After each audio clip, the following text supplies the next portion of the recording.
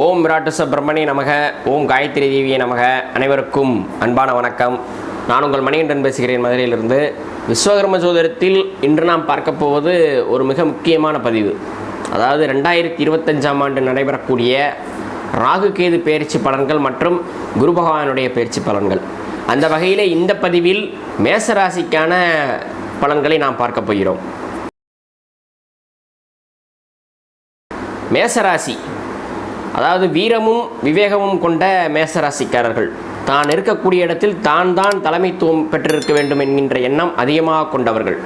உதவி மனப்பான்மை அதிகமாக கொண்ட இந்த மேசராசிக்காரர்களுக்கு கடந்த 1.5 ஆண்டுகளாக ராசிக்கு 12ஆம் இடத்தில் ராகுவும் ராசிக்கு 6ஆம் இடத்தில் கேதுவும் இருந்து வந்தார்கள்.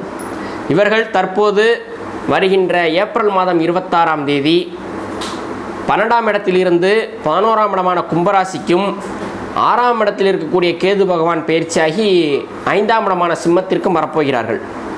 அதாவது இந்த அமைப்பு மிகச்சிறப்பான ஒரு அமைப்பு. ஏற்கனவே மேசராசிக்கு 11ஆம் இடத்துல சனி பகவான் ஆட்சி பெற்று தான் இருக்கார். அதாவது கும்பராசியில் சனி பகவான் ஆட்சி. நிறைய பேர் சொல்கிறாங்க 2025ஆம் ஆண்டு சனி பயிற்சி ஆயிடுச்சு அப்படின்னு சொல்கிறாங்க. அது முற்றிலும் தவறு. 2026ஆம் ஆண்டு மார்ச் மாதம் 3ஆம் தேதி தான் சனி பயிற்சி. ஆக அடுத்த ஒரு வருடத்திற்கு சனி பகவான் கும்பராசியில் தான் இருக்க போகிறாரு. அதாவது மேசராசிக்கு 11ஆம் இடம் தான் ஆட்சி பெற்று தான் இருக்கிறார். அதில் எந்த குழப்பமும் இல்லை. அந்த இடத்துல இந்த ராகு பகவான் போய் சேர்றார். 11ஆம் இடத்துல சனி ராகு சேர்க்கை என்பது ஏற்படுகிறது. இது இரட்டிப்பு நன்மை செய்யக்கூடிய ஒரு விதமாக இருக்கிறது. அதாவது 11ஆம் இடத்துல எந்த கிரகம் இருந்தாலும் அந்த கிரகம் நன்மை தான் செய்யும். அந்த வகையில் பார்த்தீங்கன்னா 11ஆம் இடத்துல 11க்குடைய சனி பகவானே ஆட்சியாக இருக்கார். மேலும் ராகுவும் சேர்கிறார். இது இரட்டிப்பு நன்மைகள் செய்யக்கூடிய ஒரு அமைப்பாக இருக்கும். எதை தொட்டாலும் துலங்கும். அதாவது லாபகரமான ஒரு ஆண்டாக இருக்க போகிறது. அது மட்டும் இல்லாமல் 6ல் இருக்கக்கூடிய கேது பகவான் பயிற்சி 5ஆம் இடத்துக்கு வராரு. 5ஆம் இடம் என்று சொன்னால் அது பதவிகளை கிடைக்கக்கூடிய ஒரு ஸ்தானம். நீங்கள் வேலை செய்தீர்கள் என்று சொன்னால் அந்த இடத்துல சம்பள உயர்வு ஏற்படும், பதவி உயர்வு ஏற்படும். சிறிய லெவலில் தொழில் செய்து கொண்டிருந்தவருடைய தொழில் என்பது பெரிய அளவிற்கு மாறும். சொந்த தொழில் செய்பவர்கள் தங்களுடைய தொழிலில் முன்னேற்றம் காண்பார்கள். அப்படிப்பட்ட ஒரு சிறப்பான அமைப்பாக இருக்கும். மேலும் 5ஆம் இடம் என்பது பூர்வ புண்ணியஸ்தானம். பூர்வ ஜென்ம பந்தங்கள் ஏற்படக்கூடிய ஒரு காலகட்டமாக இருக்கும். முன் ஜென்மத்தில் விட்டு போன சொந்த பந்தங்கள்லாம் இந்த ஜென்மத்தில் சேரக்கூடிய ஒரு காலகட்டமாக இருக்கும். அது திருமணமாக இருக்கலாம், குழந்தை பேராக இருக்கலாம். இப்படி முன்ஜென்ம கர்மாக்கள் இந்த ஜென்மத்தில் தொடர்பு வரக்கூடிய ஒரு காலகட்டமாக இருக்கும். மேலும் பூர்வீக சொத்துக்கள் கிடைக்கக்கூடிய காலகட்டமாக இருக்கும் இந்த அடுத்து வரக்கூடிய 1.5 ஆண்டு காலம். மேலும் குலதெய்வத்தினுடைய அருள் அதிகமாக கிடைக்கக்கூடிய காலகட்டமாக இருக்கும். ஏனென்றால் 5ஆம் இடம் என்பது குலதெய்வத்தை குறிக்கக்கூடிய ஒரு ஸ்தானம். ஆக 5ஆம் இடத்துல கேது வர்றதுனால அடிக்கடி குலதெய்வம் கோயிலுக்கு போயிட்டு வாங்க, உங்களுக்கு எல்லாமே நல்ல விதமாகவே நடக்கும். மேலும் 11ல் ராகு 5ல் கேது என்பது மேசராசிக்கு 100% நன்மைகளை செய்யக்கூடிய அமைப்பு. அது மட்டும் இல்லாமல் குரு பகவான் வருகின்ற மே மாதம் 11ஆம் தேதி சித்திரை 28ஆம் தேதி இதுவரை உங்கள் ராசிக்கு 2ஆம் இடத்துல இருந்து வந்தார். அவர் மிதுன ராசிக்கு செல்ல போகிறார் மே 11. ஆக 3ஆம் இடத்திற்கு குரு பகவான் செல்கிறார். மேசராசியை பொறுத்தளவு 100% நன்மை செய்யக்கூடிய ஒரு கிரகம் எதுன்னு பார்த்தீங்கன்னா குரு பகவான் தான். அவர் 3ஆம் இடத்துக்கு செல்கிறார். அதாவது 3ல் குரு முடக்குரு என்பார்கள். அதாவது நன்மை செய்யாத ஒரு இடம். ஆனால் மேசராசியை பொறுத்தளவு எப்படின்னு கேட்டிங்கன்னா அந்த குரு பகவானுடைய பார்வையால் பல நன்மைகள் கிடைக்கப் போகிறது.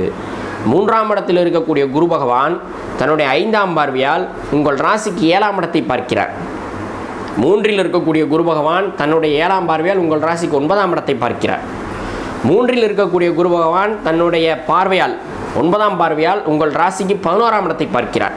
அதாவது ஏற்கனவே 11ஆம் இடத்துல சனி ராகு சேர்ந்து உங்களுக்கு பல நன்மைகளை செய்து கொண்டிருக்கிறது. அந்த இடத்த, அதாவது அந்த சனி ராகு கூட்டணியை இந்த குரு பகவான் தன்னுடைய 9ஆம் பார்வையால் பார்க்கிறார். இது 200% நன்மைகளை செய்யக்கூடிய ஒரு அமைப்பு. ஏன்னா 11ஆம் இடம் என்பது நன்மை செய்யக்கூடிய இடம். அந்த இடத்துல சனி ராகு சேர்ந்துருது. ரொம்ப சிறப்பான அமைப்பு. அந்த இடத்துக்கு குருவினுடைய பார்வையும் கிடைக்கிது. அதாவது குரு பகவான் ஒரு இடத்த பார்க்குறாருன்னா அந்த இடத்துல இருக்கக்கூடிய தோஷங்கள் அத்தனையும் விலகிவிடும். குரு பார்க்க கோடி நன்மை என்று சொன்னார்கள். அந்த மாதிரி மேசராசிக்காரர்களுக்கு கோடி நன்மைகள் கிடைக்கக்கூடிய ஒரு ஆண்டாக வரக்கூடிய 1.5 ஆண்டுகளானது இருக்க போகிறது. அது மட்டும் இல்லாமல் 7ஆம் இடத்தை குரு பகவான் பார்ப்பதால் இதுவரை திருமணமாகாத மேசராசிக்காரர்களுக்கு கண்டிப்பாக திருமணம் நடக்கும். திருமணமானவர்களுக்கு குழந்தை பேர் கிடைக்கும். உங்களுடைய தொழில் வியாபாரம் எல்லாம் பெருகக்கூடிய ஒரு காலகட்டமாக இருக்கும்.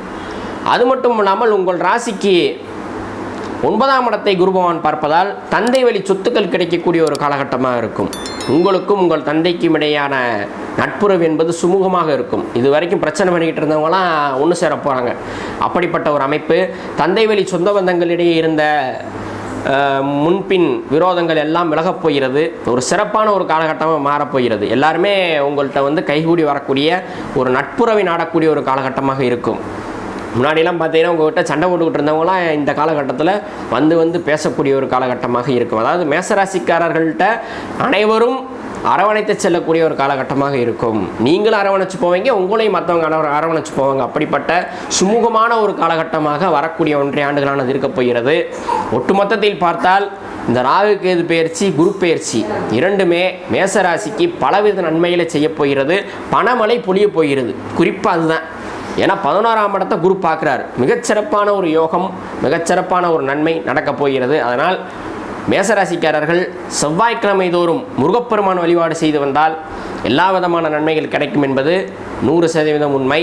மேலும் அடுத்த ராசியான ரிஷபராசிக்கான பலனை நாம் அடுத்த பதிவிலே பார்ப்போம் என்று சொல்லிக்கொண்டு, உலக மக்கள் அனைவரும் நீடூடி சந்தோஷமாக வாழ எல்லாம் உள்ள இறைவன் ஸ்ரீ விராட் விஸ்வகர்ம பரபிரம்மத்தை வேண்டிக் கொண்டு விடைபெறுகிறேன்.